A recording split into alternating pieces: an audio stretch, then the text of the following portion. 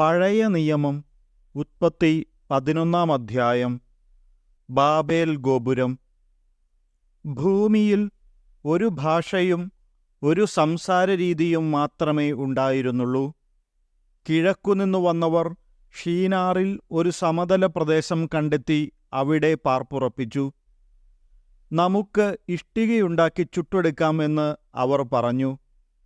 അങ്ങനെ കല്ലിനു പകരം ഇഷ്ടികയും കുമ്മായത്തിനു പകരം കളിമണ്ണും അവർ ഉപയോഗിച്ചു. അവർ പരസ്പരം പറഞ്ഞു, നമുക്ക് ഒരു പട്ടണവും ആകാശം മുട്ടുന്ന ഒരു ഗോപുരവും തീർത്ത് പ്രശസ്തി നിലനിർത്താം. അല്ലെങ്കിൽ നാം ഭൂമുഖത്താകെ ചിന്നിച്ചിതറിപ്പോകും.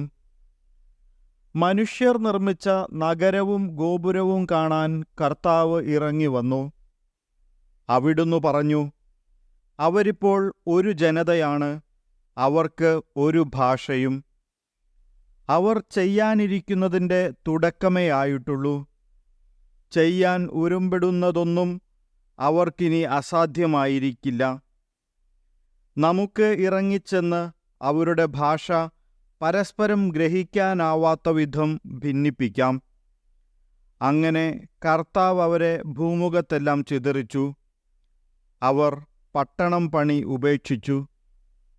അതുകൊണ്ടാണ് ആ സ്ഥലത്തിന് ബാബേൽ എന്നു പേരുണ്ടായത്. അവിടെ വച്ചാണ് കർത്താവ് ഭൂമിയിലെ ഭാഷ ഭിന്നിപ്പിച്ചതും അവരെ നാടാകെ ചിതറിച്ചതും. ഷേം മുതൽ അബ്രാം വരെ. ഷേമിൻ്റെ വംശാവലി. ഷേമിനു 100 വയസ്സായപ്പോൾ അർപ്പക്ഷാദ് ജനിച്ചു. ജലപ്രളയം കഴിഞ്ഞ് 2-ാം വർഷമായിരുന്നു അത്. അർപ്പക്ഷാദിൻ്റെ ജനനത്തിനു ശേഷം ഷേം 500 വർഷം ജീവിച്ചു. അവന് വേറെയും പുത്രന്മാരും പുത്രിമാരും ഉണ്ടായി. 35 വയസ്സായപ്പോൾ അർപ്പക്ഷാദിന് ഷേലാഹ് ജനിച്ചു.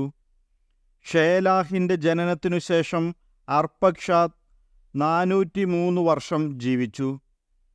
അവന് വേറെയും പുത്രന്മാരും പുത്രിമാരും ഉണ്ടായി. 30 വയസ്സായപ്പോൾ ഷേലാഹിന് ഏബർ ജനിച്ചു. ഏബർ ജനിച്ചതിനു ശേഷം 403 വർഷം ഷേലാഹ് ജീവിച്ചു. അവന് വേറെയും പുത്രന്മാരും പുത്രിമാരും ഉണ്ടായി. 34 വയസ്സായപ്പോൾ ഏബറിന് പേലഗ് ജനിച്ചു. പേലഗിൻ്റെ ജനനത്തിനു ശേഷം ഏബർ 430 വർഷം ജീവിച്ചു. അവന് വേറെയും പുത്രന്മാരും പുത്രിമാരും ഉണ്ടായി. 30 വയസ്സായപ്പോൾ പേലഗിന് റെവു ജനിച്ചു. റെവുവിൻ്റെ ജനനത്തിനു ശേഷം പേലഗ് 209 വർഷം ജീവിച്ചു. അവന് വേറെയും പുത്രന്മാരും പുത്രിമാരും ഉണ്ടായി. 32 വയസ്സായപ്പോൾ റെവുവിന് സെരൂഗ് ജനിച്ചു. സെരൂഗിൻ്റെ ജനനത്തിനു ശേഷം റെവു 207 വർഷം ജീവിച്ചു. അവന് വേറെയും പുത്രന്മാരും പുത്രിമാരും ഉണ്ടായി. 30-ാം വയസ്സായപ്പോൾ സെരൂഗിന് നാഹോർ ജനിച്ചു. നാഹോറിൻ്റെ ജനനത്തിനു ശേഷം സെരൂഗ് 200 വർഷം ജീവിച്ചു. അവന് വേറെയും പുത്രന്മാരും പുത്രിമാരും ഉണ്ടായി. 29 വയസ്സായപ്പോൾ നാഹോറിന് തേരാഹ് ജനിച്ചു. തേരാഹിൻ്റെ ജനനത്തിനു ശേഷം നാഹോർ 119 വർഷം ജീവിച്ചു. അവന് വേറെയും പുത്രന്മാരും പുത്രിമാരും ഉണ്ടായി. 70 വയസ്സെത്തിയതിനു ശേഷം തേരാഹിന് അബ്രാം, നാഹോർ, ഹാരാൻ എന്നീ പുത്രന്മാർ ജനിച്ചു. തേരാഹിൻ്റെ പിന്മുറക്കാർ ഇവരാണ്. തേരാഹിൻ്റെ പുത്രന്മാരാണ് അബ്രാമും നാഹോറും ഹാരാനും. ഹാരാൻ്റെ പുത്രനാണ് ലോത്ത്. തൻ്റെ പിതാവായ തേരാഹ് മരിക്കുന്നതിന് മുമ്പ് ഹാരാൻ ജന്മനാടായ കൽദായരുടെ ഊറിൽ വച്ച് ചരമമടഞ്ഞു. അബ്രാമും നാഹോറും വിവാഹം കഴിച്ചു. അബ്രാമിൻ്റെ ഭാര്യയുടെ പേര് സാറായി. നാഹോറിൻ്റെ ഭാര്യയുടെ പേര് മിൽക്ക. അവൾ മിൽക്കായുടെയും ഇസ്കയുടെയും പിതാവായ ഹാരാൻ്റെ മകളാണ്. സാറായി വന്ധ്യയായിരുന്നു.